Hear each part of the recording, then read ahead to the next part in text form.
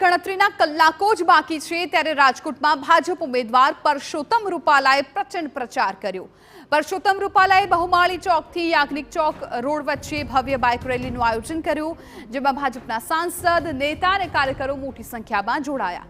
રેલીમાં પરસોત્તમ રૂપાલાની સાથે વિજય રૂપાણી, ભાનુ બાબરિયા, સાંસદ મોહન કુંડારિયા અને રામ મોકરિયા સહિતના નેતાઓ હાજર રહ્યા અને રૂપાલાને જંગી મતથી જીતાડી ભાજપને આગળ વધારવા માટેની અપીલ કરી। अन्य कोई सवालों अंगे हूँ कोई कॉमेंट करवानो नहीं, એટલે બાકી આપ સૌનો ખૂબ આભાર।